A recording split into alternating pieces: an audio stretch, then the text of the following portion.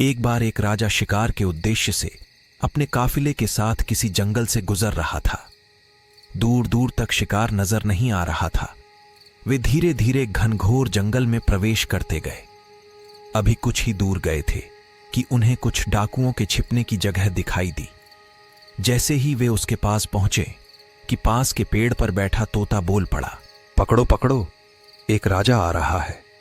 इसके पास बहुत सारा सामान है। लूटो लूटो, जल्दी आओ जल्दी आओ। तोते की आवाज सुनकर सभी डाकू राजा की ओर दौड़ पड़े। डाकुओं को अपनी ओर आते देखकर राजा और उसके सैनिक दौड़कर भाग खड़े हुए।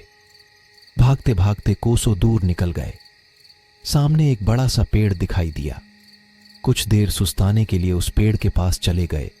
जैसे ही पेड़ के पास पहुंचे कि उस पेड़ पर बैठा तोता बोल पड़ा, आओ राजन, हमारे साधु महात्मा की कुटी में आपका स्वागत है। अंदर आइए, पानी पीजिए और विश्राम कर लीजिए।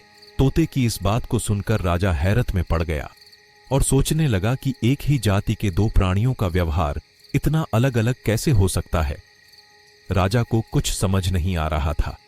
वह तोते की बात मानकर अंदर साधु की कुटिया की ओर चला गया। साधु महात्मा को प्रणाम कर उनके समीप बैठ गया और अपनी सारी कहानी सुनाई। और फिर धीरे से पूछा, अर्शिवर, इन दोनों तोतों के व्यवहार में आखिर इतना अंतर क्यों है? साधु महात्मा धैर्य से सारी बातें सुनी और बोले, ये कुछ नहीं राजन, बस संगति का असर है। डाकुओं के साथ रहकर तोता भी डाकुओं की तरह व्यवहार करने लगा है और उनकी ही भाषा बोलने लगा है।